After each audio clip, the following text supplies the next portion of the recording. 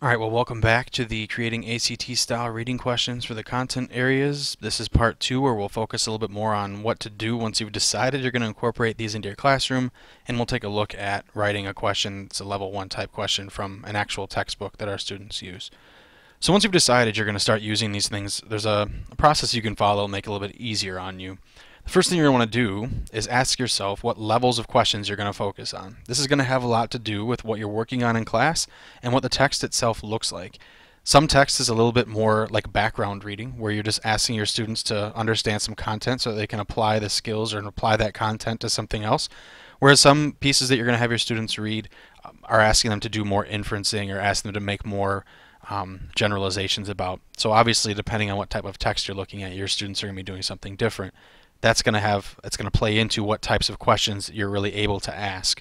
So once you've made up your mind, whether you're going to do focus on level ones or you're going to do some of all three or whatever, then you're going to want to read back through that text that you're going to have your students reading and keep in mind the types of questions you're going to be asking. I'm going to show you how to do that for a level 1 question here in a minute.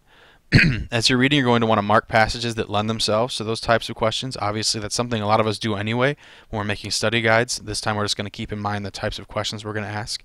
And you can write some answers that would go along with those questions or not. I'm going to show you that you can write these questions without necessarily having them be multiple choice if that's something you're not interested in doing. Keep in mind that if you're going to do level 3 questions, often those are about the piece as a whole, as far as purpose or kind of universal implications of a piece. There are times when you can do it for just small sections, and I'll show you a time like that here. But it's a lot easier to do often when you're doing an entire piece. So what does this look like when we're actually doing it in practice? Well, like I said, here's a scanned page of one of our World Cultures textbooks. This is something that all of our students experience at some point. This page happens to be about Afghanistan and Sri Lanka. I've decided here that I want to focus on some level 1 questions, which are basically recall type questions. Students should be able to find the answers directly from the text. If you look at what the ACT defines as some of the questions they ask, these are questions like detail questions, main idea questions, cause and effect relationships, and sequence of events questions. Now, this might blur together sometimes, the high end of level 1 and the low end of level 2, or the high end of level 2 and the low end of level 3. It doesn't really matter. It's really more for us making these questions. It's not like students are ever going to have to decide which one's which on the test. You can talk to them about this, because if they understand the types of questions they're being asked, sometimes it helps them figure out where to look for answers, and that can be very helpful for them. But this isn't set in stone. It's not something that will never change. But since these are the types of things we're going to be looking for, I'm going to look through my World Cultures textbook now and look for anything that might be of use when I'm trying to write questions that are looking for these types of answers. I stumble upon this paragraph here. I'm not going to read it to you. I am attaching these PowerPoints, so hopefully if you can't read it on this screen, you can read it on the PowerPoint. But in this paragraph, there are definitely some things that students can refer back to in order to find a specific detail. So, with that in mind, I'm going to write a question that asks for some specific detail. You can look at the ACT website or some old tests if you really want to write questions that model the wording of the ACT, but really what's most important is that students are getting exposed to the thought process.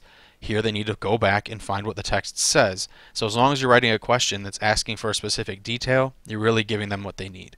This question says the passage states that one of the leading causes of Afghanistan's poverty is A, overpopulation, B, an extended wet season, C, war, or D, too much desert land. Now they should be able to, if this question's written correctly, go back and find that exactly in the text. If they can't, then I'm not giving them exactly what they should be doing, so I should rewrite this question.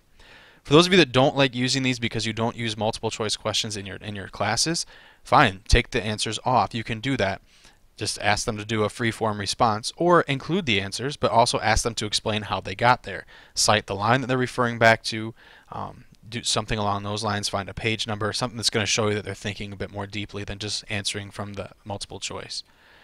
I'm not going to read you these other questions, but you can do the same thing for a main idea. You can basically, they're looking for one of the sentences in the paragraph that's going to tell them what the topic of that paragraph was. Or a sequence of events. Again, they should be able to look back in the text and find out exactly what order things were happening in. Finally, we've got cause and effect questions. These are some of those that kind of start to blur the line, but again, they should be able to find this, and you can always ask them to push themselves a bit further by explaining why they think this is the answer. Next time we'll take a look at writing level 2 questions and also some level 3 questions. I hope you've enjoyed this one so far, and as always, feel free to email me with any questions.